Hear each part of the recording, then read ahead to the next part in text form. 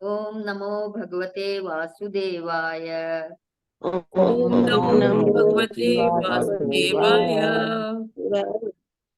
ओम नमो भगवते वासुदेवाय। ओम ओम नमो नमो भगवते भगवते वासुदेवाय। वासुदेवाय। ओम नमो भगवते वासुदेवाय। ओम ओम नमो नमो भगवते भगवते वासुदेवाय। वासुदेवाय। नारायणं नमस्कृत्य नारायणं नारायणं नमस्कृत्यं नमस्कृत्यं नरं चैव नरोत्तमं नरं नरं चैव चैव नरोत्तमं नरोत्तमं देवीं सरस्वतीं व्यासं देवीं देवीं सरस्वतीं व्यासं तो जय मुदीरयेत्। ततो ततो जयमुदीरयेत्। नष्टप्राय भद्रेषु नष्टप्रायेषु अभद्रेषु नित्यं भागवत सेवया नित्यं भागवत सेवया भगवद्गीतं भगवती श्लोके श्लोके भगवती उत्तमश्लोके भक्तिर्भवति नेष्ट की भक्तिर्भवति नेष्ट नैष्ठिकी। की। कृष्णाय कृष्णाय वासुदेवाय वासुदेवाय कृष्णाय वासुदेवाय देवकी नंदनाय च नंदनाय च देवकी नंदनाय च नंद गोप कुमाराय नन्दगोपकुमाराय गोविन्दाय नमो नमः। गोविन्दाय नमो नमो नमः। नमः। मूकं करोति वाचालं मूकं करोति वाचालं पङ्गुं लङ्घयते गिरिं पाङ्गुं लङ्घयते गिरिं यत्कृपातमहं वन्दे यत्कृपातमहं वन्दे परमानन्दमाधवम्। परमानन्दमाधवम्। मंगलाचरण। ओम अज्ञानतिमिरान्धस्य ज्ञानाञ्जनशलाकया चक्षुरुन्मीलितं येन तस्मै श्रीगुरुवे नमः। श्रीचैतन्यमधिष्ठितं स्थापितं येन भूतले स्वयं रूपः कदा मह्यं ददाति स्वपदान्तिकम्। वन्देऽहं श्रीगुरो श्रीयुतपदकमलं श्रीगुरून् वैष्णवांश्च श्रीरूपं साग्रजातं सहगण रघुनाथान्वितं तं सजीवं साद्वैतं सावधूतं परिजं सहितं कृष्णचैतन्यदेवं श्रीराधा कृष्णपादान् सहगण ललिता श्रीविशाखान्तिवाच्यव। हे कृष्ण करुणा सिंधे सिंधो दीनबंधो जगतपते गोपेश गोपिका कांत राधा कांत नमोस्तुते। तप्त कांचन गौरांगी राधे वृंदावनेश्वरी वृषभानुसुते देवी प्रणमामि हरिप्रिये। वाञ्छाकल्पतरुभ्यश्च कृपा सिन्धुभ्येव च पतितानां पावनेभ्यो वैष्णवेभ्यो नमो नमः। जय श्री कृष्ण चैतन्य प्रभु नित्यानंद श्री अद्वैत गदाधर श्रीवासादि गौर भक्तवृंद। नमः ओम विष्णुपादाय कृष्ण प्रेष्ठाय भूतले श्रीमते भक्ति वेदांत स्वामी निति नामिने नमस्ते सारस्वते देवे गौरवाणी प्रचारिणे निर्विशेष शून्यवादी पाश्चात्य देश तारिणे। हरे कृष्ण कृष्ण कृष्ण हरे हरे हरे राम राम राम हरे हरे। हरे कृष्ण कृष्ण कृष्ण हरे हरे हरे राम राम राम हरे हरे। सभी भक्त वृंद को मेरी फोटो आ रही है। सभी भक्त वृंद को दंडवत प्रणाम। प्रणाम माता जी। हरे सभी कृष्णा। भक्त दंडवत प्रणाम माता जी। प्रणाम। माता जी दंडवत प्रणाम। हरे हरे कृष्णा प्रभु कृष्णा। दंडवत Thank you so प्रणाम। much, Kavita Pandey Mataji, for leading the japa session and doing the Bhagavatam prayers. आपका बहुत बहुत अभिनंदन। सभी भक्तों का बहुत बहुत स्वागत है आज के इस कौन अध्याय के प्रातःकालीन जप सत्र में। और हरे कृष्ण माता जी दंडवत हरे कृष्णा प्रभु जी। हरे कृष्णा माता जी दंडवत प्रणाम। माता जी हरे कृष्णा। सभी को दंडवत माता प्रणाम। जी अभी हरे समय हो गया है प्रभुपाद जी के कोट का। माता जी स्क्रीन विजिबल है? जी माता जी जी। माता जी, विजिबल है। जी। तो आज है 3 अप्रैल और प्रभुपाद जी कहते हैं God is also an individual person as you are individual person. I am an individual person, but the difference between God and you and me is this, that you know your business, I know my business, but God knows everyone's business. That is the difference. Melbourne, April 3, 1972। Hindi में अनुवाद है, भगवान भी आपके और मेरे समान एक व्यक्ति हैं, किंतु भगवान तथा आप में और मुझ में यह अंतर है कि आप अपने कार्यों को जानते हैं, मैं अपने कार्यों को जानता हूं, किंतु भगवान सबके कार्यों को जानते हैं, यह अंतर है। मेलबर्न 3 अप्रैल 1972। तो मेलबर्न में प्रभुपाद जी एक संबोधित कर रहे थे, लेक्चर ले रहे थे, क्लास को संबोधित कर रहे थे।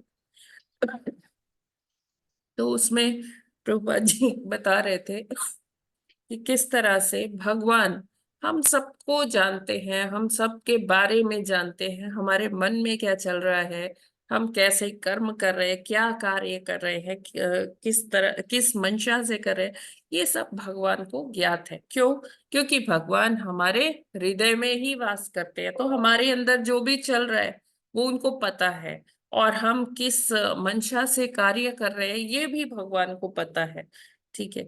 लेकिन हम एज एन इंडिविजुअल, एक व्यक्ति के तौर पे हमें अपने कार्यकलापों के बारे में पता है कि मैं क्या कर रही हूँ। किसी और को उसके कार्यकलापों के बारे में पता है कि वो क्या कर रहा है। लेकिन भगवान ऐसे व्यक्ति हैं, भगवान ऐसे पर्सनालिटी हैं जिनको उन उन्हें स्वयं क्या करना है ये तो पता ही है, उनको ये भी पता है कि हर जीवात्मा क्या कर रहा है, क्योंकि वो सबके अंदर वास कर रहे हैं, क्षीरोदक्षाई विष्णु के रूप में, परमात्मा के रूप में सबके हृदयों में वास कर रहे हैं, और सबके बारे में वो जानते हैं। ठीक है। भगवत गीता में भी भगवान कृष्ण इस बात की पुष्टि करते हैं कि तुम बस अपने बारे में जानते हो, और वो भी केवल इसी जन्म के बारे में हम जानते हैं, हमारे पिछले जन्मों में क्या हुआ था हम ये नहीं जानते। राइट। हम ये याद नहीं रख सकते। कोई ऐसा होगा जिसको अपने पिछले जन्म या उससे पिछले जन्म क्या याद होगा? ऐसा कोई लाखों में एक होता है ना। भगवान उसको वो स्मृति प्रदान करते हैं, लेकिन सबको वो भी नहीं होता। हमें इस जन्म में क्या हो रहा है, आज से कुछ साल पहले या कुछ घंटे पहले क्या हुआ, वो भी हमें थोड़ा सोचना पड़ता है ना। हमें अपने बारे में नहीं पता होता, या क्या कार्य हमने पिछले जन्म में क्या किया था वो भी याद नहीं रहता है। और भगवान क्या करते हैं, सबको देखते हैं, सबके बारे में ही ध्यान रखते हैं, सबका अगला पिछला आने वाले जन्मों में कोई क्या करेगा, कैसा जीवन व्यतीत होगा उसका, भगवान को ये भी पता है। क्यों? क्योंकि भगवान काल से परे हैं और हम काल से बद्ध हैं, हम बद्ध जीवन बिता रहे हैं। तो इसलिए हमें केवल अपने कार्यों के बारे में पता रहता है, जबकि भगवान जो है वो हम सबके बारे में जानते हैं कि हम क्या सोच रहे हैं, क्या करने वाले हैं। हरे कृष्णा। जगत गुरु श्रील प्रभुपाद की जय। ये क्लियर है? जी माता जी, क्लियर है? जी हाँ माता माता जी। जी क्लियर है। जी। माता जी जैसे कुछ लोग जर्नी में होते हैं जी। तो भगवान तो हृदय में स्थित है, सब जी। जानते हैं, यस।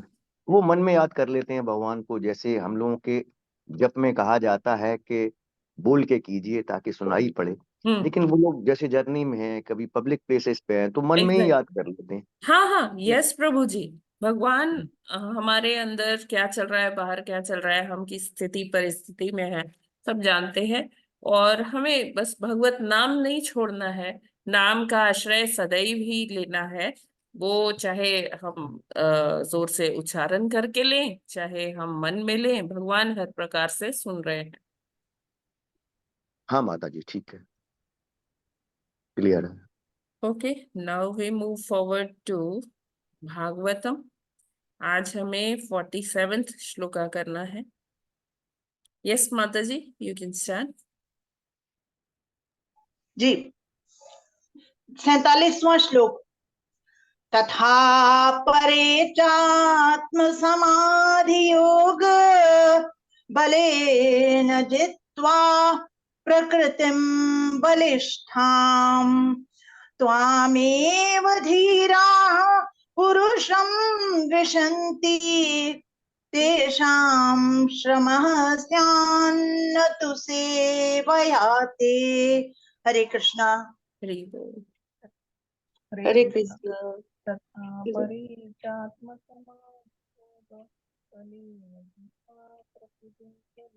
हरे कृष्ण। हरे हरे कृष्णा हरे हरे कृष्णा कृष्ण।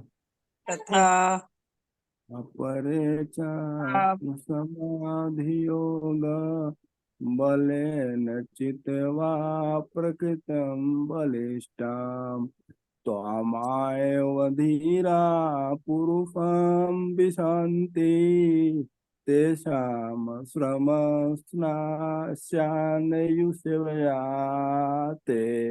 हरे कृष्णा।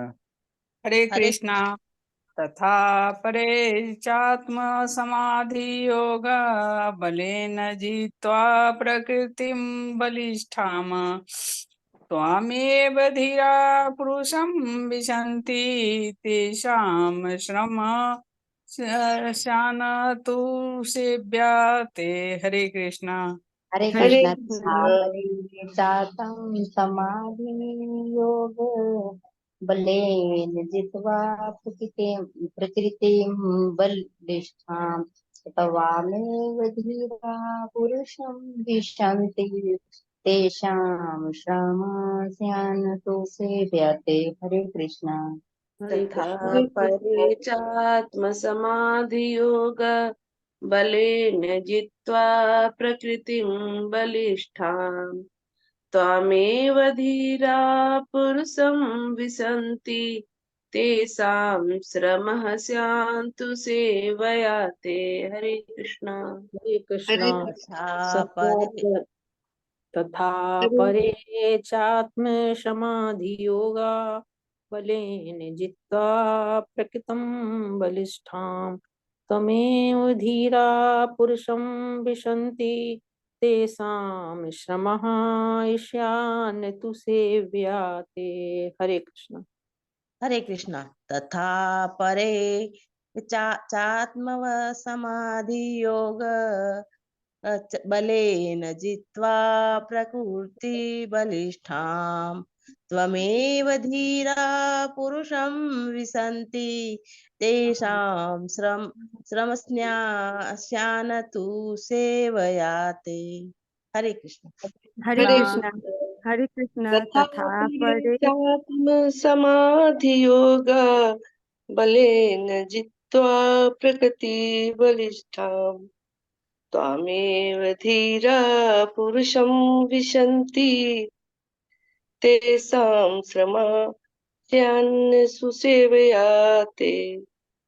हरे कृष्णा। हरे हरे कृष्ण। कृष्णा तथा तथा परे चात्म समाधि योग बलेन जित्वा प्रकृतिं बलिष्ठां त्वमेव धीरा पुरुषं विशन्ति तेषां श्रमः स्यान् तु सेवयाते। हरे कृष्णा। हरे कृष्णा हरे माता कृष्ण। जी, धन्यवाद प्रणाम। तथा तथा परे चात्म समाधि योग बलेन जित्वा प्रकृतिं बलिष्ठां त्वमेव धीरः पुरुषं विशन्ति तेषां श्रमाशयान् तो सेवयाते। हरे कृष्णा माता जी, धन्यवाद प्रणाम।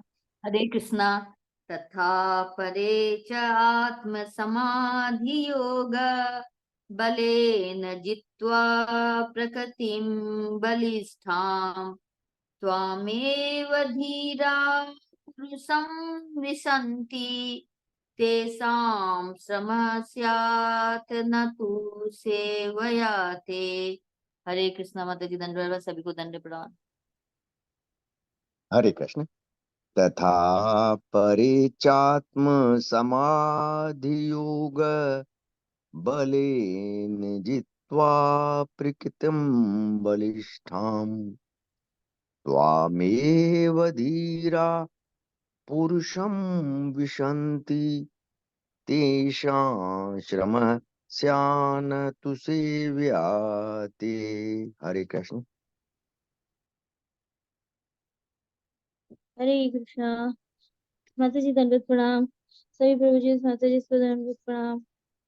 पानेन ते देव कथा सुधाया प्रवृद्ध भक्त्या विशद आशया। माता जी 47, अच्छा 47 है। हाँ जी जी जी 3.5.47। जी जी। तथा परे चात्म समाधि योग बलेन जित्वा प्रकृतिं बलिष्ठां त्वामेव धीरा पुरुषं विशन्ति तेषां श्रमः स्यान् तु सेवयाते। हरे कृष्ण माता जी। हरे Krishna. Yes, now we can start with शब्दार्थ तथा। शब्दार्थ, अनुवाद और तात्पर्य श्रील प्रभुपाद जी के द्वारा। श्रील प्रभुपाद जी की जय।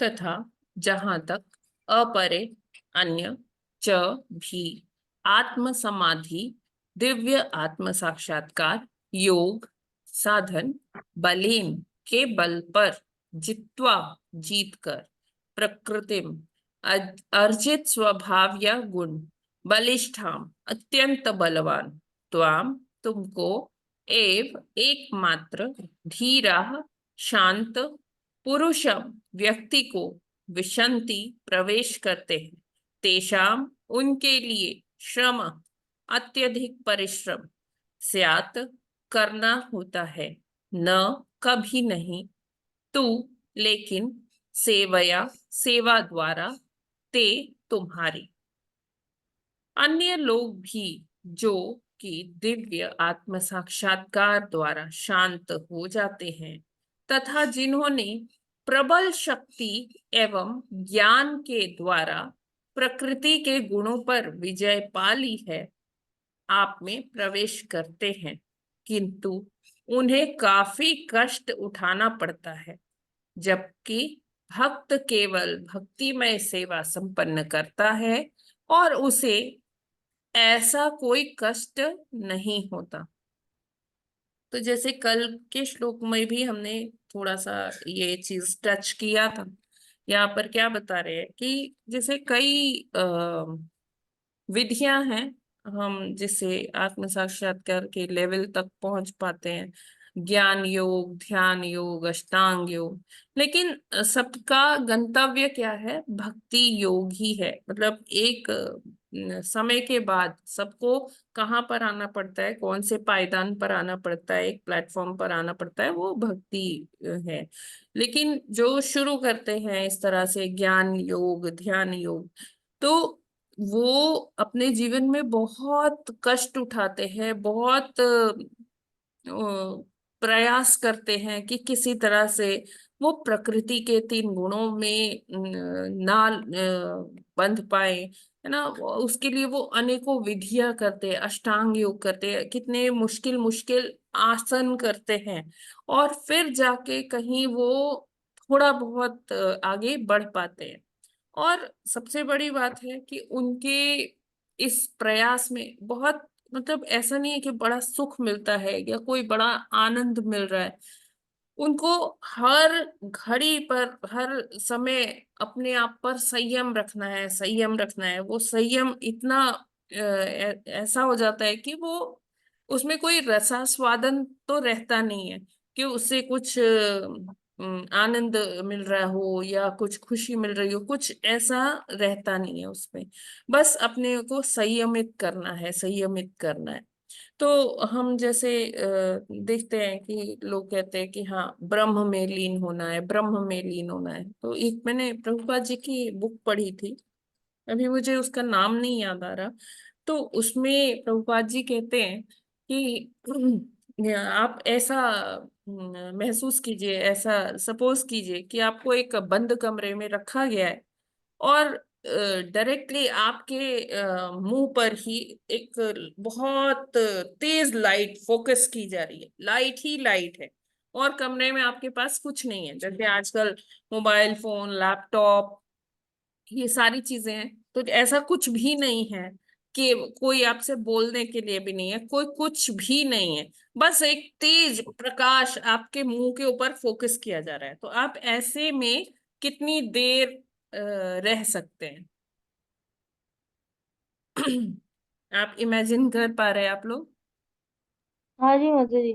बहुत तेज देर हाँ माता जी, कर रहे हैं, कोई आनंद नहीं है उसमें, हाँ, सिवाय लाइट इसके कि प्रकाश से परेशान। बल्कि परेशानी है बहुत लाइट के बहुत कारण। परेशानी भी है, हम अपनी आंखें भी नहीं खोल पाएंगे, देख भी नहीं पाएंगे, है ना। आंखें कहते हैं ना चौंधिया जाती है जैसे जब बहुत तेज प्रकाश होता है। आप ऐसा ही सोचो, जैसे जब हम रास्ते में ट्रेवल कर रहे होते हैं, सामने से एक हाई बीम में सामने से एक व्हीकल आ रहा होता है, गाड़ी आ रही होती है, तो हमारा एकदम जो विजन है वो एकदम ब्लॉक हो जाता है तेज प्रकाश में, राइट। जी तो किसी माता जी। तरफ देखने की कोशिश करें हाँ तब भी इसलिए डीपर लाइट करने को बोलते हैं माता जी।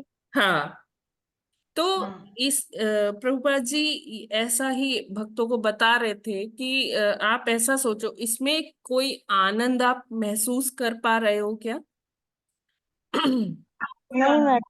नहीं, तो इसमें कोई आनंद नहीं है। ये बुक का नाम मुझे नहीं ध्यान आ रहा, ये मैंने पढ़ा था, उसमें किसी बुक में प्रभुपाद जी ने लिखा है।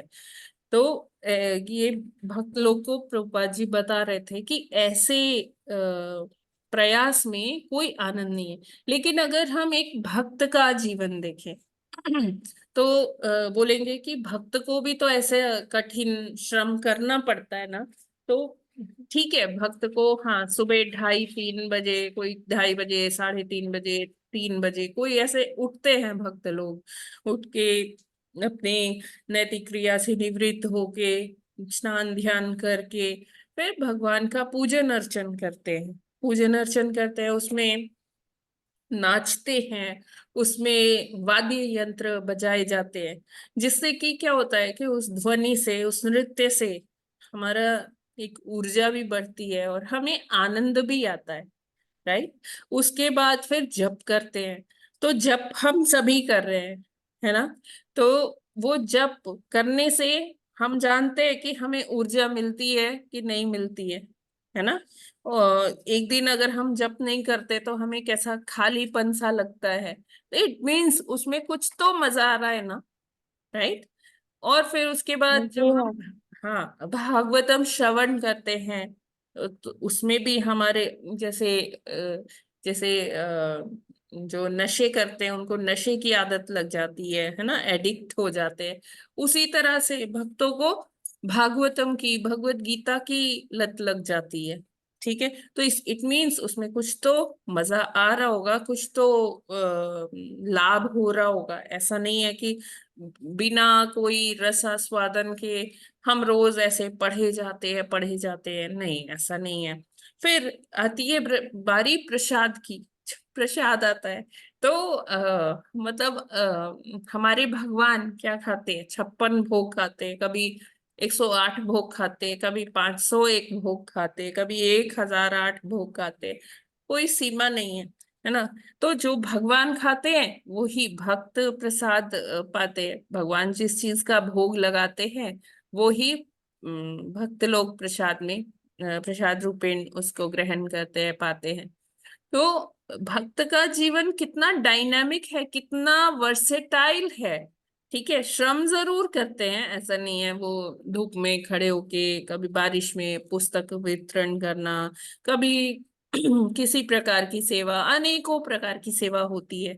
तो भक्त लोग वो श्रम तो करते हैं, लेकिन जो उनको लाभ मिलता है, जो उनको आनंद मिलता है, जिस रस का आस्वादन भक्त लोग करते हैं, उसकी तुलना कहीं भी दूर दूर तक एक ज्ञान योगी या ध्यान योगी से नहीं की जा सकती। भक्त की जो लाभ है, भक्त को जो आनंद की प्राप्ति है, वो आनंद के बारे में ध्यान योगी या ज्ञान योगी सोच भी नहीं सकते। अभी ज्ञान योगी क्या है? ज्ञान योगी देखिए, ऐसे योगी है जैसे मान लीजिए हमने भगवत गीता का कोई श्लोक पढ़ा, धर्म क्षेत्रे कुरुक्षेत्रे। तो इसमें जो ये ज्ञान योगी हैं, वो क्या करेंगे? वो धर्म का एक अलग मतलब इंटरप्रेट करेंगे, क्षेत्र उसका एक अलग मतलब इंटरप्रेट करेंगे, कुरुक्षेत्र को अलग इंटरप्रेट करेंगे कि ये कुरुक्षेत्र क्या है? ये हमारी बॉडी है, ठीक है, जो नाश हो जानी, मतलब हर चीज को इम्पर्सनलिस्ट बना देंगे, हर चीज को निर्विशेष बता देंगे।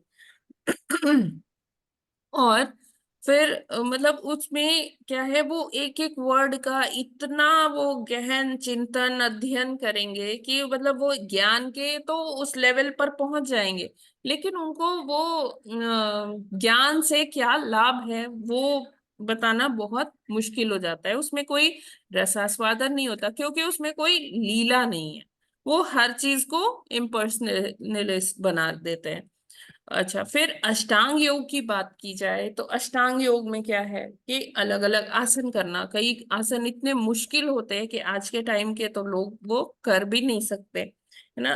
मतलब यहाँ पर योग को गलत नहीं बताया जा रहा, लेकिन बताया जा रहा है कि उसमें केवल योग पर ही आश्रित हो जाना कि इससे हमें अपने जीवन का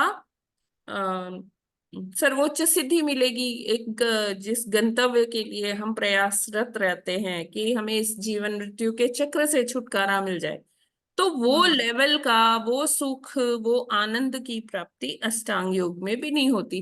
क्यों? क्योंकि लोग अलग अलग आसन करने के लिए इतने श्रम करते हैं, इतनी प्रैक्टिस करते हैं कि उनकी उम्र बीत जाती है। अच्छा, फिर इसके बाद मिलता क्या है कि कोई कहता है कि मैंने ये सिद्धि हासिल कर ली कि मैं पानी पर चल सकता हूँ, कोई कहता है मैंने ये सिद्धि हासिल कर ली कि आग मेरा कुछ नहीं बिगाड़ सकती, मैं आग के बीच में रहकर तपस्या करता हूँ। ठीक है, तो इतने सालों के श्रम के बाद क्या निकला?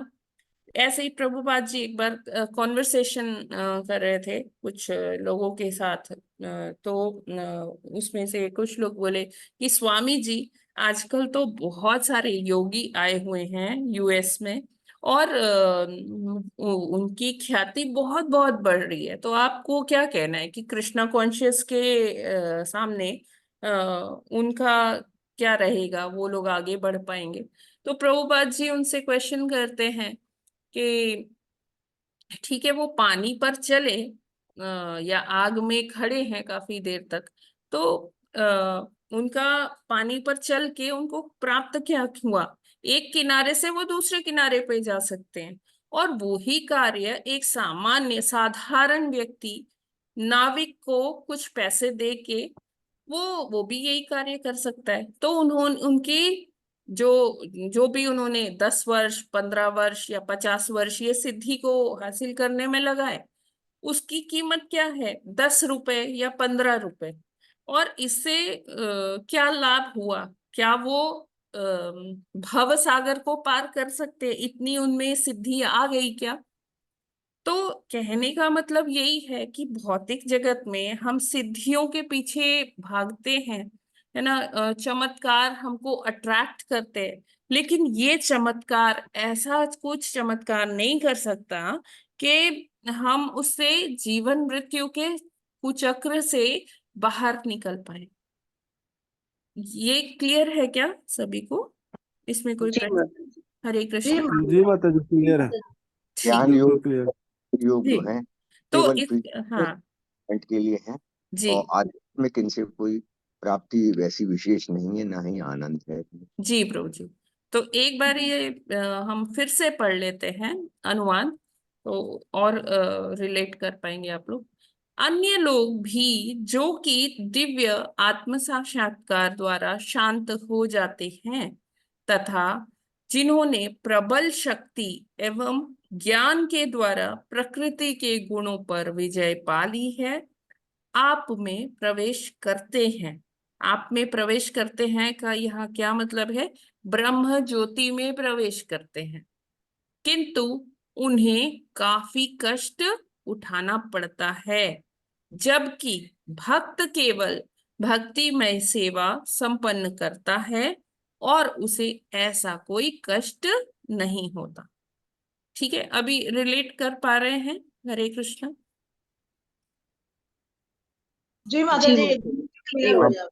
भक्ति योग आसान है जी आजकल मतलब कि केवल भक्त जो है वो भक्तिमय सेवा करता है, जबकि वो जो वैसे करते हैं दूसरे योगों का इस्तेमाल, अष्टांग योग वगैरह का, वो उनको ऐसा कुछ नहीं होता। ये भक्तिमय सेवा नहीं है उनके लिए, यस माता सिर्फ जी। पेश करना यही। जी, और उसमें कष्ट भी है, उसमें कष्ट भी कष्ट भी है। जी, तात्पर्य जी। पढ़ते हैं। प्रेम के श्रम तथा उससे मिलने वाले लाभों की दृष्टि से भक्तगण सदैव उन लोगों से आगे रहते हैं जो ज्ञानियों या निर्विशेषवादियों तथा योगियों की संगति के पीछे बावले रहते हैं। तो क्या होता है, वही जो अभी डिस्कशन हम कर रहे थे कि कुछ जो सिद्धि प्राप्त लोग जो चमत्कार दिखाते हैं, ऐसा नहीं है, उनके चमत्कार से बहुत लोग अट्रैक्ट भी होते हैं, उनके पीछे भी चल पड़ते हैं। इवन एक प्रभुपाद जी के डिवोटी थे, एक ये 68-69 की बात है। तो अ, वो एक बार अट्रैक्ट होके कृष्णा कॉन्शियसनेस छोड़कर वो उन एक महर्षि थे उनके साथ चले गए थे। और फिर 3-4 साल के बाद उनकी वापसी हुई तो प्रभुपाद जी ने पूछा कि आपने क्या सीखा वहां। तो वो बोले कि हाँ, वो चमत्कार तो बहुत दिखाते थे, लेकिन प्रश्नों का उत्तर नहीं देते थे।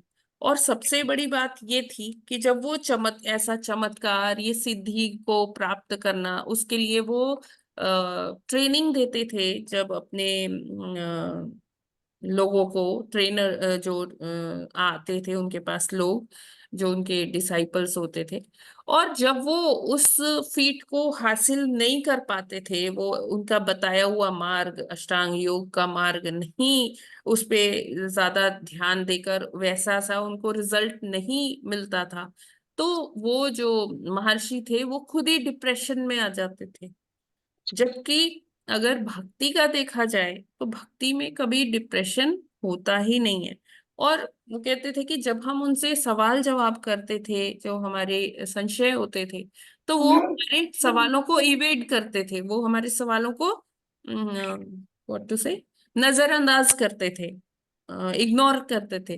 तो कहने का ये मतलब है कि जो भक्ति में जो आनंद है वो और कहीं भी ये लाइन नहीं। अधिकारी मत किया करो, अखरोट लो आके। सॉरी। माता जी प्लीज।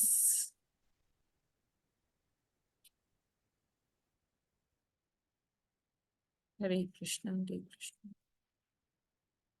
ओके। अपरे अन्यो शब्द इस संदर्भ में अत्यंत सार्थक है। यह शब्द उन ज्ञानियों तथा योगियों का द्योतक है जिनकी एकमात्र आशा निर्विशेष ब्रह्म ज्योति में तदाकार होने की रहती है।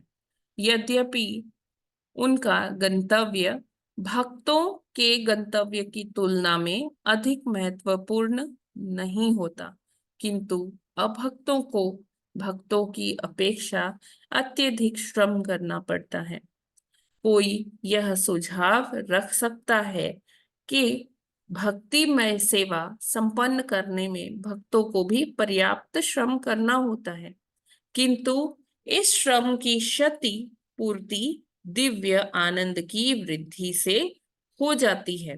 भक्तों को भगवान की सेवा में निरंतर लगे रहने से व्यस्त ना रहने की अपेक्षा अधिक आनंद मिलता है। तो अगर हम भक्तों की बात करें, तो अगर भक्तों के पास सेवा नहीं होगी तो उनको अपना जीवन कैसा लगेगा? अपूर्ण सा लगेगा। क्योंकि सेवा में ही, हम जानते हैं, सेवा में ही आनंद है। जब हम सेवा करते हैं, भगवान की सेवा करते हैं या किसी वैष्णव की सेवा करते हैं, तो उसमें जो आनंद मिलता है, हम उस आनंद का वर्णन भी नहीं कर सकते शब्दों में। तो कल का जैसे एक्सपीरियंस रहा मेरा, तो डॉक्टर निताई से भी नहीं माता जी आई हुई थी कल। सॉरी, मैं रिकॉर्डिंग नहीं दे पाई, क्योंकि कुछ टेक्निकल इश्यूज आ गए थे, तो उसके कारण वो लाइव नहीं कर पाए हम लोग। तो जब माता जी और प्रभु जी आए थे, तो सारा कीर्तन और लेक्चर के बाद हमें उनका सेवा करने का भी अवसर प्राप्त हुआ। तो उनको सर्व करने में प्रसादम, इतना आनंद आया, इतने और मतलब बहुत ही, वो एक एक्सपीरियंस जो था वो बहुत अच्छा था, उनसे इंटरेक्ट करने का, उनकी सेवा करने का।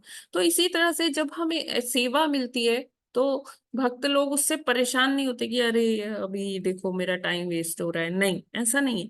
जो सेवा मिलती है, तो वो सेवा भक्त लोग उसके लिए लड़ते हैं। इवन बर्तन मांजने के लिए भक्त लोग आपस में लड़ते हैं कि नहीं, आज ये सेवा मेरी है, आज मैं ये काम करूंगी, आज मैं ये काम करूंगा।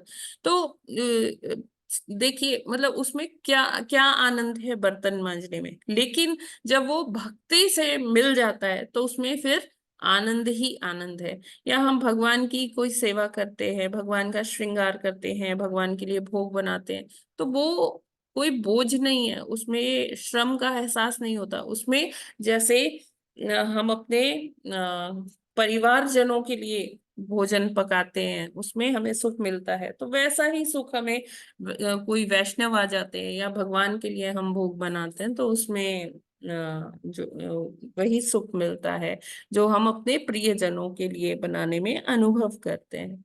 तो उस कष्ट के आगे, उस थोड़े से श्रम के आगे, जो इतना बड़ा आनंद का सागर मिल जाता है, तो उसमें उसका फिर वो श्रम किसी को इतना परेशान नहीं करता है। वो दिव्य आनंद वाला श्रम होता है। ठीक है, ये क्लियर है क्या? हाँ माता जी, सेवा यदि भक्ति में मिल जाए तो परम आनंद है। यस। चाहे वो जप हो, चाहे वो कोई मंदिर या किसी का कार्य हो, जी चाहे वैष्णव जनों की सेवा हो, वो सब परम आनंद है, जी, क्योंकि भगवान की सेवा है वो भी। यस जी। किंतु इस श्रम की क्षतिपूर्ति दिव्यानंद की वृद्धि से हो जाती है। भक्तों को भगवान की सेवा में निरंतर लगे रहने से व्यस्त ना रहने की अपेक्षा अधिक आनंद मिलता है। पुरुष तथा स्त्री के पारिवारिक सहयोग में दोनों ही के लिए अधिक श्रम तथा उत्तरदायित्व रहता है। फिर भी जब वे अकेले होते हैं, तो संयुक्त कार्यकलापों के अभाव में उन्हें अधिक झंझट प्रतीत होता है। निर्विशेष, हाँ, तो इसमें यही बता रहे कि जब पूरी फैमिली साथ है ना, पति पत्नी बच्चे सब साथ है, या मतलब सारा परिवार का इकट्ठा सारा कार्य है, तो अधिक भोजन भी बनता है। पत्नी को जैसे अगर भोजन बनाना पड़ता है ना सबके लिए, और पति को सबके लिए संसाधन जुटाने पड़ते हैं, तो इसमें श्रम तो है, अधिक श्रम तो है, और ज्यादा रिस्पॉन्सिबिलिटीज भी हैं। लेकिन उन रिस्पॉन्सिबिलिटीज के साथ आनंद भी है ना। और यही अगर वो अकेले अकेले रहे, तो इतना कोई कार्य नहीं होता है ना। जल्दी वो काम निपट जाता है, चाहे वो भोग बनाने का हो, चाहे वो कोई भी कार्य हो, है ना। कम लोग हैं तो आराम से हो जाता है। तो लेकिन फिर भी जो संयुक्त रूप में जो आनंद की अनुभूति होती है, वो अकेलेपन में नहीं होती है ना। निर्विशेषवादियों का मिलन तथा भक्तों का मिलन समान स्तर का नहीं होता। निर्विशेषवादी सायुज्य मुक्ति प्राप्त करके अपनी वैयक्तिकता पूरी तरह समाप्त करने का प्रयास करते हैं, जबकि भक्तगण परम पुरुष भगवान के साथ अपनी भावनाओं का आदान प्रदान बनाए रखने के लिए अपनी वैयक्तिकता बनाए रखते हैं। तो ये बहुत बड़ा एक आइडेंटिफाइंग डिफरेंस है, बहुत ही मतलब इम्पोर्टेंट डिफरेंस है कि निर्विशेषवादी जो होते हैं वो क्या करते हैं, वो अपनी आइडेंटिटी खो देते हैं, अपनी पहचान, अपनी वैयक्तिकता जो यूनिकनेस है वो खो देते हैं, वो उसी प्रकाश में मिल जाना चाहते हैं, है ना। लेकिन जो भक्त है वो भगवान में समा नहीं जाना चाहता, वो भगवान के साथ आदान प्रदान करना चाहता है, उनकी सेवा करना चाहता है, और उस सेवा में जो आनंद मिलता है वो उसकी अनुभूति करना चाहता है। जैसे अभी हमने ये डिस्कशन किया कि अगर एक बंद कमरे में केवल प्रकाश ही प्रकाश हमारे मुंह पर आ रहा हो तो हम क्या किसी आनंद की अनुभूति कर सकते हैं? नहीं कर सकते, है ना। अगर उस प्रकाश में हमारा विलय भी हो जाए तो उसमें क्या आनंद है ना। हम भी एक प्रकाश के कण की तरह घूमते रहेंगे उसी प्रकाश में, राइट। तो और उसके बाद क्या है कि जो निर्विशेषवादी होते हैं उस प्रकाश पुंज से फिर से आ गिरते हैं कहाँ पर, भौतिक जगत में, फिर से वो जन्म मृत्यु के चक्र में उनको जाना पड़ता है। जबकि जो भक्तगण हैं, भक्तगण एक बार भगवान के आध्यात्मिक जगत में, लोक में चले गए तो फिर वहां से उनका वापस आना नहीं होता, और वो भगवान की नित्य लीलाओं में उनके साथ आनंद लेते हैं, भगवान की सेवा में आनंद लेते हैं, नित्य ही आदान प्रदान करते हैं, अपनी एक यूनिक जो आइडेंटिटी है वो बनाए रखते हैं, जो अपना व्यष्टित्व है उसे बनाए रखते हैं, राइट। ये क्लियर है ना? हरे कृष्णा। जी माता जी। जी क्यों एकदम उसमें क्योंकि वो जब जो सायुज्य जो प्रकाश में समझ आना चाहते हैं वही सायुज्य हो गया ना, वो जी सायुज्य प्रकार की मुक्ति, तो उनको वो तो बस अपनी आइडेंटिटी तो खो देंगे इस तरह खो से। देते हैं, हाँ। भक्त है वो तो सेवा करेगा, सानिध्य में रहेगा भगवान के, तो उसकी आइडेंटिटी मेंटेन रखेगी और साथ में एग्जैक्टली। आनंद की भी प्राप्ति होती रहेगी जो जी सेवा माता से जी, जी माता। हरे जी कृष्ण जी माता जी, दंडवत बहुत प्रणाम। अच्छा। दंडवत प्रणाम माता जी। तो माता जी जैसे कि इसमें बताया निर्विशेषवादी का बताया और भक्त का बताया, हम्म। तो माता जी इसमें एक बात और भी हो सकती है क्या कि जैसे निर्विशेषवादी अगर अपने पद से भ्रमित हो जाता है हम्म। या उससे कोई गलती होती है हाँ जी। तो उसकी क्या स्थिति बनती है तो क्या? फिर और जो भक्त जो होता है हम्म। वो कभी ना, यानी कि अपने पद से भ्रमित हुआ, यानी कुछ थोड़ा सा कहीं हाँ माया का प्रभाव आया और कोई वर्क हुआ उससे जी इस तरीके का, तो माता जी इन दोनों में क्या डिफरेंस जाता माता है? जी, इसका ना भगवान ने सीधा सीधा स्पष्ट आंसर दिया है कि भक्ति में कभी कोई लॉस नहीं है, कभी किसी को कोई नुकसान नहीं होता, है ना। अगर उसकी भक्ति किसी कारण से अधूरी रह जाती है, छूट जाती है ना, तो क्या होता है कि अगले जन्म में उसे उसे पूरा करने का पूरा मौका भगवान देते हैं, राइट। हम्म, और अगर ऐसे और कोई ध्यान योग हो, ज्ञान योग हो, उसमें फिर क्या होता है, उसमें फिर वो चीज फिर दोबारा से स्टार्ट करनी पड़ती है। जी फिर माता जी स्टार्ट भरत करना। का एग्जाम्पल वही ले लेते हैं हाँ ना, वो हिरण्य बन गए थे हाँ मीनाक्षी तब। माता जी, आपको क्लियर है ये? हाँ हाँ जी माता जी, जैसे माता जी बता रहे हैं कि वो हाँ जो है हिरण वाला जो है जी बिल्कुल। भरत महाराज जी का था, जी तो माता जी वो भक्ति में थे कि ना वो उसमें थे? वो भक्ति में थे माता जी, निर्विशेषवादी भक्ति में थे भक्ति ना, जो में उनको थे, हाँ चांस मिला है ना? हाँ हाँ। हाँ हाँ लेकिन ध्यान भटक गया था उनका फिर उनका जो हिरण हाँ में ध्यान लग गया था, हाँ, है यानी ना। वही की गलती होती लास्ट है में अब। वही चिंतन करने लग गए थे जब मरणासन अवस्था में थे, तो वो हिरण हिरण का से ही मोह हो गया था। चिंतन करने लग गए थे। हम्म तो फिर जी। उनको हिरण का जन्म मिला, लेकिन हिरण का जन्म भी जो मिला तो वो कहाँ मिला? वो साधुओं के बीच में मिला, ऋषियों के बीच में मिला, जहां वो सब सुन रहे थे। जी जी और जी मैम। उनको हिरण के रूप में भी उनको स्मृति थी कि वो कौन है ना? तो डे टू वह डे में की प्रैक्टिस में माता जी अपने से हो जाता है कि कहीं पे आप यानी आप चल रहे हो, हाँ आप जी। है ना एकाग्रता से चल रहे हो, पर एक जगह आके आप है ना खो दिया आपने, 1 सेकंड के लिए 2 सेकंड के लिए हुआ आपसे कुछ, और वो चीज आपको कचोटती रहती है पूरे समय। तो हम्म। तो माता जी वो उसका यही अपन सोच के कर सकते हैं ना कि नहीं, अपन भक्ति के मार्ग में हैं, अपन फिर दोबारा आ सकते हैं।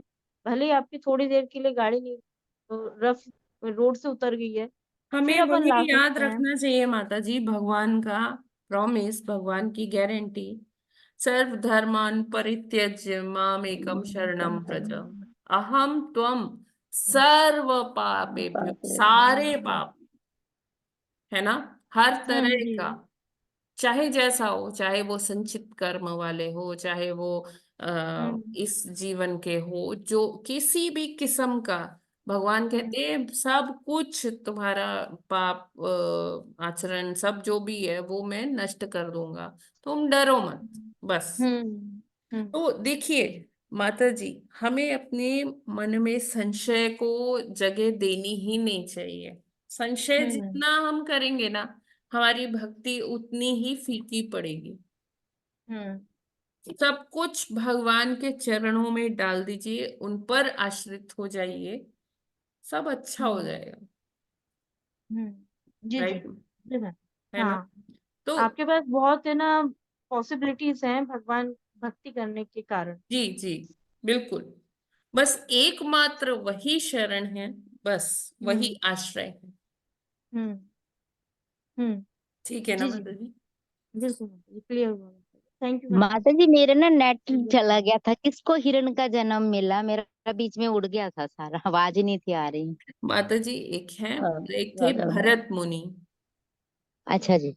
तो उन्होंने अपना सारा, मतलब वो राजा थे, राजा भरत थे, उन्होंने अपना अच्छा जी। राजपाट त्याग दिया था और वो अच्छा जी। जंगल में जाके भक्ति करना चाहते थे, और उन्होंने की भी, सब कुछ जी त्याग के अपने पुत्र को राजा बना दिया और जंगल में आ गए भक्ति करने के लिए। और अच्छी खासी उनकी भक्ति बहुत अच्छी चल रही थी। तो एक दिन क्या जी हुआ कि एक हिरणी आई जो गर्भवती थी, और उसके पीछे एक शिकारी था। तो वो हिरणी भागते भागते वहां एक तालाब था, उसमें कूद गई। कूदते वक्त जो उसका एक गर्भ था वो नीचे ही गिर गया ना, मतलब जी वो जी। हिरन छोटा सा बच्चा। अभी हाँ ये जी। ये दृश्य भरत मुनि देख रहे थे वहीं, वो बैठकर अपने भक्ति साधना कर रहे थे। तो हाँ जी। उन्होंने उस हाँ छोटे जी। से बच्चे को, एकदम छोटा सा बच्चा, उसको उठा लिया, उसकी सेवा करने लग गए, उसका लालन पालन करने लग गए। अभी एक दिन वो बच्चा जब बड़ा हो गया तो वो थोड़ा जंगल में इधर उधर निकल गया। अब जी इनका ध्यान उसी में रह गया, मगन हो गए कि अरे वो हिरन कहाँ गया होगा, उसने पता वो नहीं कल कुछ बता रहे थे खाया हिरन होगा, वाला, चलिए आज माता जी ये बता रहे खाया। हैं भारत मुनि का। हाँ जी। पूनम माता जी क्या हुआ? जी माता जी, जी माता जी, सुन रहे हैं माता जी। हाँ, म्यूट कर लिया करिए माता जी। तो जी माता जी।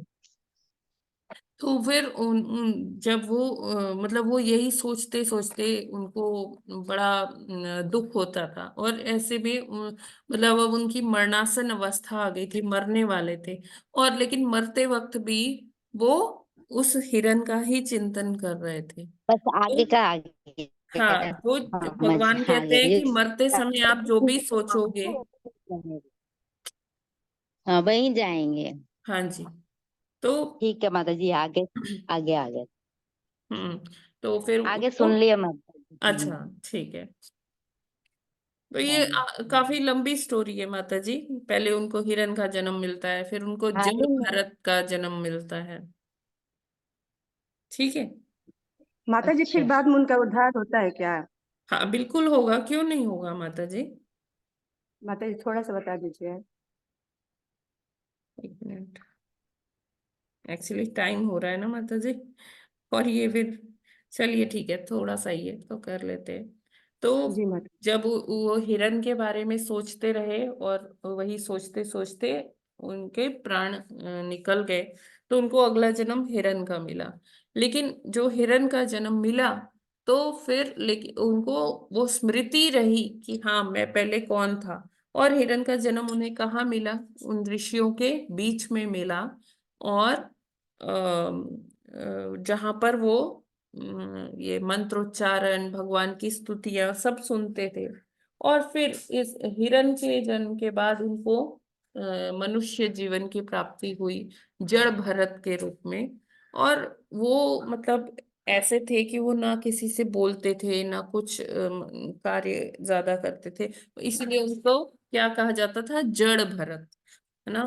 तो लोग उनको पागल समझते थे कि ये ना कुछ करता है, बस ऐसे रहता है, कुछ बोलता भी नहीं है, तो पागल पागल लोग समझते थे। तो इसी जीवन में फिर उनको क्या मतलब वो अपने अंदर ही अंतर्मुखी थे। तो भक्ति उनकी चलती जा रही थी, चलती जा रही थी। फिर ऐसे ही उनको एक दिन वहां का राजा था, तो वो पालकी में बैठ के जा रहा था। तो पालकी के लिए 4 लोग चाहिए होते हैं, तो एक कम पड़ रहा था। तो ये बड़े हट्टे कट्टे थे जड़ भरत, तो इनको बुला लिया गया कि आप पालकी उठाओ। तो ये आए, पालकी उठा रहे थे, तो नीचे चींटियां चल रही थी, तो चींटियों को ये मतलब उनको दबाना नहीं चाहते थे, तो कूद कूद के चल रहे थे। तो राजा के सिर पे चोट आ रही थी, क्योंकि वो कूद रहे थे जड़ भरत पालकी उठाकर। तो राजा ने कहा ये कौन, कोई नया पालकी उठाने वाला है क्या? तो फिर बताया गया कि हाँ ये नया है। तो राजा ने उससे पूछा कि तुम कौन हो, क्या है, तो ऐसे क्यों चल रहे हो? तो वो बोल रहे कि ये जो है, ये नीचे चींटियां है, इसलिए मैं इनको दबाना नहीं चाह रहा। तब जो है राजा उनको याद दिलाते हैं, वो जड़ भरत उनको याद दिलाते हैं कि तुम वही हिरण हो, और मैं वो भरत मुनि हूँ। तो इस तरह से उनको, राजा को भी याद आता है कि वो हिरण थे और भरत मुनि उनका लालन पालन करते थे। तो इसी तरह से आगे और भी स्टोरी है माता जी, लेकिन लाइफ यहाँ लाइफ उद्धार डेथ हो जाता है। पढ़नी, ठीक है, लाइफ आफ्टर डेथ इसको पढ़नी चाहिए। आप पढ़िएगा, साइंस ऑफ तो सेल्फ पढ़- रियलाइजेशन में भी है, लाइफ आफ्टर डेथ में भी है, कई जगह पर ये स्टोरी का उल्लेख हुआ है। और भी बहुत सारी स्टोरीज मिल जाएंगी, पढ़नी चाहिए हरे वो कृष्णा, जरूर। आगे बढ़ते हैं। इस तरह जी माता जी। भावों का आदान प्रदान दिव्य वैकुंठ लोक में होता है। अतएव जिस मुक्ति की तलाश निर्विशेषवादी करते हैं, वह भक्ति में पहले ही प्राप्त हो चुकी होती है। ये बहुत इंपॉर्टेंट है कि जैसे भक्त लोग भावों का आदान प्रदान करते हैं, जो चाहे वो वैकुंठ में जाए, चाहे वो भगवान के किसी और लोक में जाए, है ना।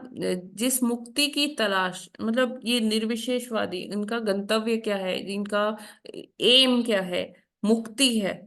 और भक्ति में वो मुक्ति पहले ही प्राप्त हो चुकी होती है, यानी कि जीवन रहते ही वो मुक्ति प्राप्त हो चुकी, उसके लिए मरने की जरूरत नहीं पड़ती भक्तों को। वो मुक्ति कैसे होती है? कि अपने कार्यकलापों से मुक्ति, अपनी वासनाओं से मुक्ति, और इस माया के भरे जीवन से मुक्ति। ये मुक्ति भक्तों को पहले ही प्राप्त हो जाती है, जिसके लिए निर्विशेषवादी पूरा जीवन खपा देते हैं, और उनको लगता है कि मरने के बाद उनको वो मुक्ति प्राप्त होगी। भक्तगण अपनी वैयक्तिकता बनाए रखकर दिव्य आनंद प्राप्त करते हुए स्वयमेव मुक्ति पाते हैं। जैसा कि पिछले श्लोक में बताया जा चुका है, भक्तों का गंतव्य वैकुंठ या अकुंठ धिष्ण होता है, वह स्थान जहां चिंताएं समूल नष्ट हो जाती हैं।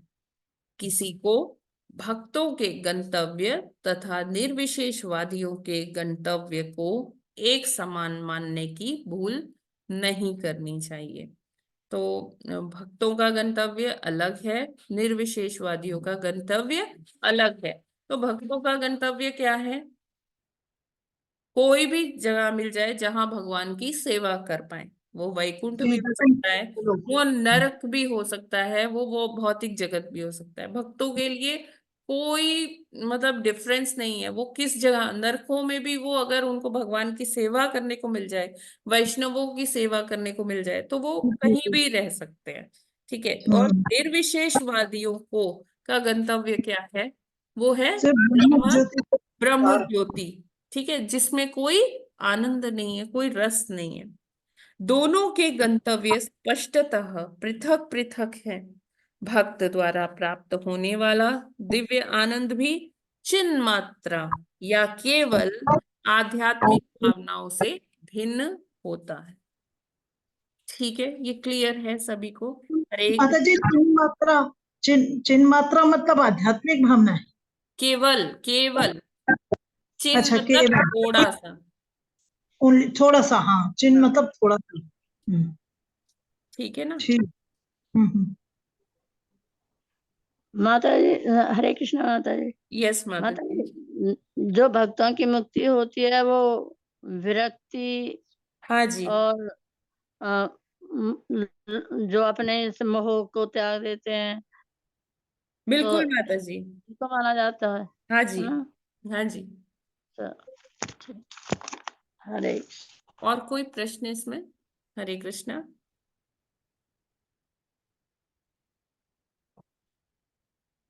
हरे माता जी, लास्ट यस, लाइन आई है हाँ जी। कि भक्तों द्वारा प्राप्त होने वाला दिव्य आनंद भी चिन्ह मात्रा या केवल आध्यात्मिक भावनाओं से भिन्न होता है। ये थोड़ा आध्यात्मिक भावनाओं से भिन्न क्यों होता है? आध्यात्मिक तो चाहते हैं ना भक्त लोग, जी, तो थोड़ा सा क्लियर नहीं हुआ। देखिए, जो वो दिव्य आनंद, थोड़ा सा भी दिव्य आनंद जो है ना, हाँ। जिसको हम कह रहे हैं चिन्ह मात्रा या केवल आध्यात्मिक, मतलब अभी भक्ति में ज्यादा कुछ नहीं मिला है। ठीक है। भक्त जैसे मान लीजिए, अभी हम तो अभी ये कह भी नहीं सकते कि हम पूरी तरह भक्त हैं या भक्ति बड़ी आ गई है हमको, लेकिन हमें वो जो थोड़ा सा आनंद मिलता है, हम उसी में खुश हो जाते हैं कि नहीं? हाँ। ठीक है। और जो निर्विशेषवादी होते हैं, वो सारा जीवन खपा देते हैं, फिर भी उनको वो थोड़ा सा आनंद भी प्राप्त नहीं होता। ठीक है माता जी, है ना? क्लियर है। हाँ। इसको आप एक बार फिर पढ़िए। दोनों के गंतव्य स्पष्टतः पृथक पृथक है, और भक्तों द्वारा प्राप्त होने वाला दिव्य आनंद भी चिन्ह मात्रा या केवल आध्यात्मिक भावनाओं से भिन्न होता है। यानी कि जो भक्त थोड़ा सा भी अगर जो दिव्य आनंद है वो जो महसूस करता है, उसके आगे वो जो निर्विशेषवादी है, उनका पूरा जीवन भी अगर वो खपा देते हैं, तो उनको वो थोड़ा सा भी आनंद प्राप्त नहीं हो पाता है। दोनों एकदम अलग अलग है।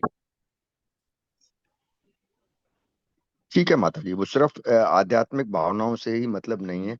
जब सेवा करते हैं, भक्ति करते हैं, तो वो जो आनंद मिलता है, वो हाँ। वो भी आनंद जो है ज्यादा होता है। इसलिए ये वर्ड यूज हुआ है कि केवल आध्यात्मिक भावनाओं हम्म से ठीक है। हम्म माता माता जी, जी, हुआ कि आध्यात्मिक भावनाओं से तो आनंद मिलता है, लेकिन वो बहुत थोड़ा होता है। सेवा से और ज्यादा, भगवान की जो सेवा करके आनंद है तो वो बहुत ज्यादा होता है उसकी तुलना में, चाहे थोड़ी भी सेवा करें। ऐसा माता जी, यहाँ दोनों का कंपैरिजन हो रहा है निर्विशेषवादियों और भक्त के बीच में। ठीक है। यानी कि भक्त को वो जो थोड़ा सा भी आनंद, जैसे अभी हम कुछ भी नहीं कर पा रहे, भक्ति का अभी हाँ, एबीसी भी नहीं पता, लेकिन जी, जप करने में या थोड़ी बहुत अगर कोई सेवा मिल जाती है, वो करने में हमें आनंद आता है ना? बहुत आनंद आता है। ठीक है। हाँ, वो थोड़ा सा जो चिन्मय आनंद है, वो थोड़ा सा है। ठीक है। केवल उतना ही प्राप्त करने में निर्विशेषवादियों का पूरा जीवन खप जाता है, तब भी उनको वो आनंद नहीं मिलता। जी जी, समझ आया, है ना? समझ आ गया। मतलब जी कि जी। भक्तों माता के। जी, हरे कृष्णा माता जी। हाँ जी माता जी, हरे कृष्णा। माता जी, लेकिन जो ये आप जो बता रही थी ज्योति निकलता है, तो लेकिन इस ब्रह्म कुमारी में जो भी जाता है कहता है हम तो बहुत सेटिस्फाइंग हैं, बहुत सेटिस्फाई है, ऐसे भगवान की वो होता है, ओम माता का जी बस देखिए, मैं किसी और संस्था का नाम नहीं लेना चाहती, मैं वही बोल रही हूँ जो प्रभुपाद जी बोलते हैं, ठीक है ना। तो मैं जी किसी और के लिए टीका टिप्पणी यहाँ नहीं कर सकती, मेरी इतनी औकात भी नहीं है कि मैं किसी के लिए टीका टिप्पणी करूं। अगर सेटिस्फाई है तो बहुत अच्छी बात है, अगर सेटिस्फाइड है। लेकिन ऐसे भी हमारे यहाँ बहुत लोग आते हैं, वो कहते हैं कि जो ब्रह्म कुमारी या जी किसी भी संस्था में, I don't want to name anybody, कि जो हमें वहां नहीं मिला, जो हमारे अनुत्तरित प्रश्न वहां रह गए, उसका जवाब हमें यहाँ भागवत में कृष्णा कॉन्शियसनेस में मिलता है। इतना ही कहना चाहूंगी। के माता जी। माता जी, जब माता जी, भगवान का एग्जिस्टेंस तीन जो है स्टेजेस में आ गया, निर्विशेष परमात्मा तथा भगवान का विशेष रूप जिसमें के साक्षात रूप है, तो फिर नेचुरल है, शास्त्रों के अनुसार ये मार्ग ज्यादा अच्छा हुआ ना। वहां तो ऑब्वियसली विशेष है। जहां हम भगवान का रूप देख पा रहे हैं, उनका चिंतन कर पा रहे हैं, उनके सेवा कर पा रहे हैं, तो ऑब्वियसली वो मार्ग तो अच्छा होगा ही प्रभु जी। और हरे माता जी, कृष्णा माता जी। हरे कृष्णा। ग्रंथों में मेंशन है, जो पहले नहीं मालूम था, तो समझते थे कि हाँ सब अच्छा है, ये विशेष भी ठीक है जो ये लोग बताते हैं या और ग्रंथों जी में जी बताते जी। हैं। लेकिन जब शास्त्रों के अनुसार क्लियर हो गया कि भगवान साकार रूप में है, तो और कॉन्सेप्ट तो पीछे हो गए ना। बिल्कुल, जो भगवत वाणी है, जो अपौरुषीय, जो ये लिटरेचर है, तो जब ये इसमें भगवान बार बार बोल रहे हैं, भगवान के भक्त महाजन लोग बार बार बोल रहे हैं, तो मुझे पता नहीं चलता कि इतना संशय क्यों होता है लोगों को, जिन्होंने उस चीज को एक्सपीरियंस किया हुआ है ना। जब वो बता रहे हैं, 12 महाजन मिलकर सब बता रहे हैं कि देखो ऐसे करो ऐसे करो, तो जिन्होंने वो अनुभव किया है, हमें उनके पीछे चलना चाहिए, दैट्स इट। ठीक है ना। जी एक बात और, कि जब संदेह होता है तो वो भगवान फिर वो ज्ञान का प्रकाश नहीं हाँ, देते हैं। वो भगवान दूर कर लेते हैं कि ठीक है, अभी तुम थोड़ा सा और प्रकाश में जियो, जी जी जी, है ना। यही बात। भगवान वो प्रकाश, दिव्य ज्ञान हृदय में प्रकाशित नहीं करते। और एक एक और बात माता जी, एक और इससे है कि जब निर्विशेषवादी वो प्रकाश पुंज की जिसकी बात करें, जिसमें एक ना तो उसमें कोई मतलब उसका कोई रूप, ये उसमें आनंद भी, ना कोई सेवा की जा सकती उसकी, तो आनंद तो दूर की बात है, जबकि मनुष्य का ये नेचुरल स्वभाव है कि वो आनंद प्राप्त करता है सेवा में, किसी की भी सेवा करे उसको आनंद प्राप्त होता है, तो भगवत सेवा तो कहना ही क्या। तो हमारा जो आत्मा है उसका ये स्वभाव ही है सेवा करना। चाहे जी हम जी, किसी की सेवा करें, भगवान की सेवा करें, चाहे हम किसी प्राणी की सेवा। किसी मतलब चैरिटी करें, चाहे हम क्या करें, किसी पेट की सेवा कर दें, ठीक है, या हम अपने आप की सेवा करने, हमारा जो स्वभाव है वो सेवा करने का ही स्वभाव है। क्लियर है ना। हरे कृष्ण। हरे कृष्णा माता जी। जी माता जी। जैसे हम कोई भी मतलब भागवतम पढ़े हैं, भगवत गीता पढ़े हैं, और जब पढ़ते पढ़ते मतलब समय का ही पता नहीं रहता, मतलब उसमें हम्म। ऐसा लगता है कि और पढ़ो, जी तो उसमें इसे हम आनंद बोल सकते हैं इसे, जी जी। है ना, कि हमें आनंद बिल्कुल। आ रहा तब तो अरे हम जब हमारी तक और रुचि बढ़ रही है उसमें पढ़ने ना में। तो भागवतम ये में भी एक तो सेवा है, इसमें भी भक्तों आनंद की है। यही एक भक्तों एक की करके यही बोलिए तो दिव्य समझ में वो आए। होती है ना, आनंद। भगवान, नदियां भी भगवान है। लेकिन शास्त्रों के अध्ययन से क्लियर हो गया ना, ये सब भगवान में निहित तो है, लेकिन भगवान तो साकार रूप में है। यस शास्त्र प्रभु के अध्ययन से सब पता पड़ गया। जी। जी प्रभु जी।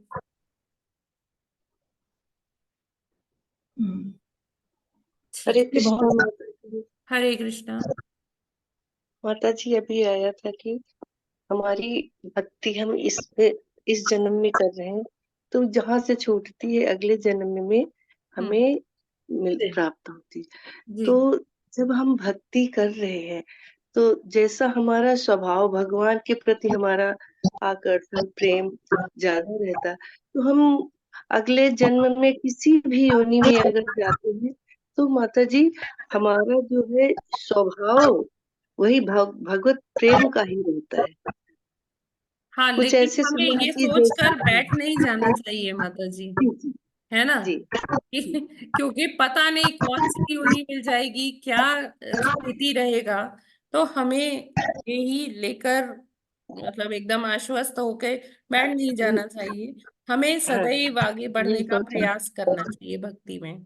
ये सोचना चाहिए कि इसी जन्म में हाँ हमारा पूरी भक्ति हो जाए। जी हाँ जितना, लेकिन कुछ पता नहीं हमारे कर्मों के अनुसार कौन से जन्मों के पाप हमारे रह रहे, हमें कौन सी योनि मिलती है, तो ये कि इसमें हम नहीं कर सकते। एक मनुष्य योनि ही ऐसी है जी जी जी जिसमें बिल्कुल हम बिल्कुल संकीर्तन भगवान का जी माता जी। स्मरण सब कुछ कर सकते हैं। यस तो माता यही माता जी कहने का मतलब था कि ये तो होता है कि अगले जन्म में भी हम नहीं कर सकते कुछ भी, तो हमारे जो नेचर होता है, कुछ भागवतों में सुना हमारे नेचर में वो चीज रहती है, स्वभाव में नम्रता रहती, क्योंकि ज्ञान नहीं होता। अब हमें पता नहीं कौन सा जन्म मिलेगा, कहाँ के हमारे कर्म किस जन्मों के रह रहे हैं जो हमें तब तक भुगतना पड़े। ये कोशिश तो हम इस जन्म में जितना ज्यादा कर सके भगवान भक्ति में लगे रहे, ये तो कोशिश रहती है। हाँ जी माता जी बिल्कुल बिल्कुल। ठीक है, तो आज हम फिर ये सत्र यहीं पर विराम करते हैं। कल हम जी आगे 48 श्लोका, और जी इसको आप एक बार दोबारा भी रिवाइज कर लीजिएगा।